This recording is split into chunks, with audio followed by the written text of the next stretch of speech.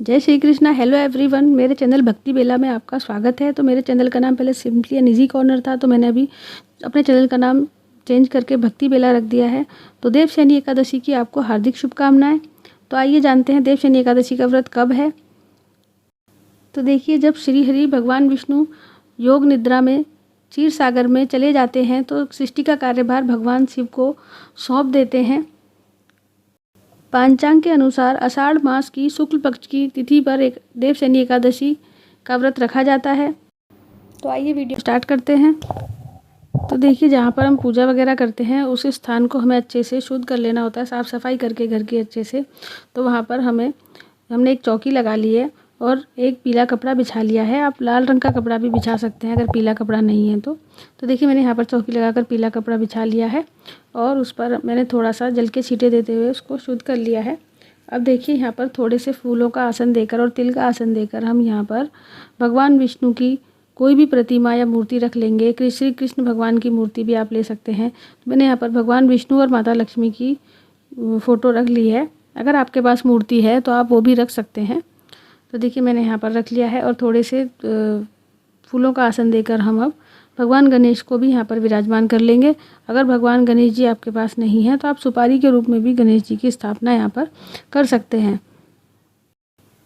तो देखिए, मैंने यहाँ पर गणेश जी को रख लिया है। तो मेरे पास छोटे से गणेश जी हैं तो मैं इनको यहाँ पर रख लूँगी। और देखिए, हम थोड़े से फूलों का आसन देकर यहाँ पर दिया जला लेंगे। तो जब भी आप पूजा करते हैं तो सबसे पहले हमें दिया जलाना होता है। और देखिए, वापस से मैंने जल का छींटा देते हुए स्नान का भाव करा लेंगे हम यहाँ पर। तो देखिए, मैंने यहाँ पर दिया रख लिया है। अब हम अपना दिया प्रज्वलित कर लेंगे। कि जैसा कि मैंने आपको बताया कि देवशयनी एकादशी के दिन भगवान विष्णु 4 माह के लिए योग निद्रा में चले जाते हैं और इस दौरान सृष्टि के संचार का कार्यभार भगवान शिव संभालते हैं। इसके साथ ही भगवान विष्णु देवउठनी एकादशी को जाग जाते हैं। तो देखिए, मैंने यहाँ पर भगवान गणेश को जनेऊ समर्पित कर देंगे हम यहाँ पर। और देखिए, वस्त्र स्वरूप कलावा भी हम समर्पित कर देंगे भगवान विष्णु को। थोड़ी सी हल्दी हम लगा देंगे यहाँ पर, जो हम जनेऊ समर्पित कर रहे हैं भगवान विष्णु को, तो उस पर आप हल्दी लगा दें थोड़ी सी, तो क्योंकि भगवान को पीला रंग बहुत ही पसंद है। तो देखिए, मैंने यहाँ पर उनको जनेऊ समर्पित कर दिया है। और गणेश जी को हम टीका कर देंगे और फिर चंदन से भगवान विष्णु को, जो उनका शेषनाग है, उनको भी टीका कर देंगे। और माता लक्ष्मी को हम कुमकुम से टीका करेंगे। अगर हो सकता है तो आप माता लक्ष्मी को यहाँ पर श्रृंगार की सामग्री भी भेंट कर सकते हैं। और देखिए, मैंने यहाँ पर पीले फूल भगवान को समर्पित कर दी है। अगर पीले फूल नहीं है तो और कोई कलर के फूल आप समर्पित कर सकते हैं। और देखिए, माता लक्ष्मी को मैंने यहाँ पर गुलाबी रंग का फूल समर्पित कर दिया है और भगवान गणेश को भी हम यहाँ पर फूल समर्पित कर देंगे। तो देखिए, मैंने यहाँ पर जो दिया है उसको भी फूल समर्पित कर दिया। और देखिए, मैंने यहाँ पर भगवान विष्णु को तुलसी समर्पित कर दी है। भगवान विष्णु को तुलसी बहुत ही प्रिय होती है, तो उनकी पूजा बिना तुलसी के अधूरी मानी जाती है। तो देखिए, मैंने यहाँ पर सब जगह फूल समर्पित कर दिए हैं। अब देखिए, हम भगवान गणेश को सबसे पहले भोग लगा देंगे। तो मैंने यहाँ पर भगवान गणेश को अलग से भोग लगाया है। और जो मैंने भगवान विष्णु को हम भोग लगा रहे हैं वो दूध से बनी कोई भी मिठाई का भोग हम लगा सकते हैं यहाँ पर। और उसमें मैंने तुलसी डाल दी है। और जो भगवान गणेश को भोग लगाया उसमें हमने तुलसी नहीं डाली है। और देखिए, हम कुछ फलों का भोग भी यहाँ पर लगा देंगे। जो भी फल आपके पास हो, जो भी मौसमी फल होते हैं, आम वगैरह जो भी चल रहे हैं आजकल, तो आप उसका भोग भी लगा सकते हैं यहाँ पर। और देखिए, मैंने यहाँ पर जल समर्पित कर दिया है भगवान को। तुलसी दल डालकर आप जल भगवान के आगे रख दें। अगर आप तो जब भी हम भोग लगाते हैं तो हमें जल भी रखना चाहिए। और देखिए, मैंने थोड़े से यहाँ पर ड्राई फ्रूट का भोग भी लगा दिया है।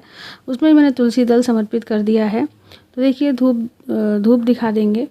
और देखिए, मैंने यहाँ पर सारी चीज़ें यहाँ पर रख दी है मैंने। और देखिए, अब यहाँ पर हम एक लोटे में जल ले लेंगे। तो हम यहाँ पर कथा सुन लेंगे देवशयनी एकादशी की, हम यहाँ पर कथा सुन लेंगे। तो देखिए, थोड़े से तिल और थोड़े से फूल लेकर हाथ में हम यहाँ पर कथा सुन लेंगे।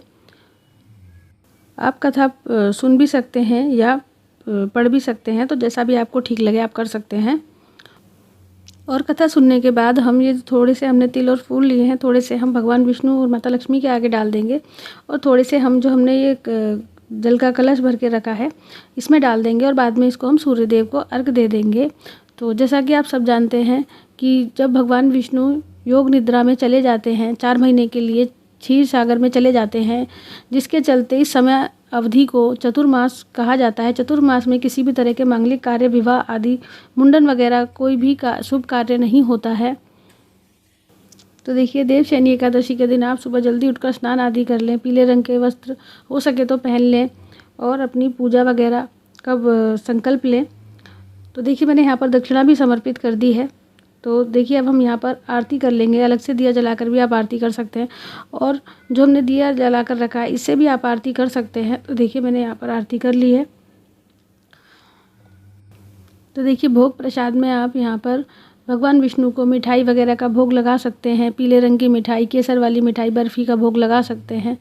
तो आप यहाँ पर जैसा भी आप पूजा करते हैं तो उस तरीके से आप पूजा कर सकते हैं।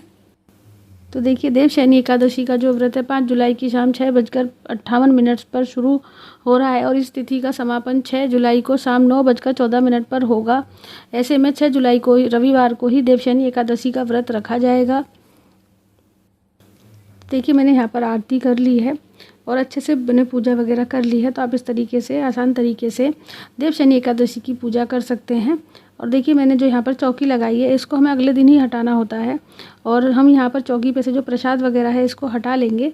बाकी हमें चौकी, दिया वगैरह कुछ भी नहीं हटाना है, हमें अगले दिन ही हटाना होता है ये।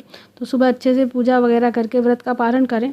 और देखिए, जो हमने जल का लोटा रखा है इसे हम सूर्य देव को अर्घ दे देंगे और जो हमने प्रसाद वगैरह रखा है इसे घर के सभी सदस्यों में वितरित कर देंगे। तो देखिए, इस तरीके से आप पूजा कर लें। तो बहुत ही आसान तरीका है देवशयनी एकादशी की पूजा करने का। ये बहुत बड़ी एकादशी मानी जाती है। तो भगवान, जैसा कि मैंने आपको बताया, भगवान 4 महीने की योग निद्रा में चले जाते हैं। तो भगवान से प्रार्थना करें अपने सुखी जीवन के लिए। और अगर आप व्रत नहीं कर सकते हैं तो चौकी लगाकर भी आप अच्छे से इस तरीके से पूजा वगैरह आप कर सकते हैं। अगर आप बीमार हैं या किसी वजह से आप पूजा नहीं कर पा रहे हैं तो इस तरीके से आप आसान तरीके से पूजा कर लें। तो ज़रूरी नहीं है आप व्रत ही रखें। तो जैसा भी आपको ठीक लगे अपनी सुविधा के अनुसार आप कर सकते हैं। तो देखिए, आप अपने तरीके से भगवान को प्रसन्न कर सकते हैं। भगवान विष्णु की पूजा करें, आप माता लक्ष्मी की पूजा कर सकते हैं यहाँ पर। तो जैसा भी आपके यहाँ होता हो आप उस तरीके से पूजा करें। तो देखिए, देवशयनी का जो व्रत होता है बहुत ही पवित्र होता है। इस व्रत, एकादशी के व्रत में शुद्ध सात्विक भोजन का ही हमें प्रयोग करना चाहिए। फलहार वगैरह आप कर सकते हैं। तो ताज़े फल, सेब, केले, अंगूर, पपीता वगैरह का सेवन आप कर सकते हैं। साथ ही आप साबूदाना, शकरकंद, उबले हुए आलू और सेंधा नमक डालकर खाया जा सकता है। कुट्टू का आटा, सिंगाड़ा, राजगिरी, ये सब चीज़ें आप उपवास में आप इन सब चीज़ों का इस्तेमाल कर सकते हैं। और तुलसी मिश्रित जल आप पी सकते हैं। तो देखिए, क्या नहीं खाना चाहिए, तो हमको चावल का प्रयोग बिल्कुल भी नहीं करना चाहिए इस व्रत में। तामसिक चीज़ों का बिल्कुल भी, लहसुन, प्याज वगैरह का प्रयोग हमें इस व्रत में नहीं करना चाहिए। तो ये थी संपूर्ण जानकारी। आपको मेरी वीडियो कैसी लगी मुझे कमेंट करके ज़रूर बताएं। अगर मेरी वीडियो आपको थोड़ी भी अच्छी लगती है तो प्लीज़ मेरी वीडियो को लाइक करें, शेयर करें, कमेंट करें और मेरे चैनल को सब्सक्राइब करना ना भूलें। बराबर में लगे बेल आइकन को भी आप प्रेस कर दें ताकि आने वाली वीडियो का नोटिफिकेशन आपको मिल जाए। तो मिलते हैं और ऐसे किसी ज्ञान से जुड़ी वीडियो में। जय श्री कृष्णा।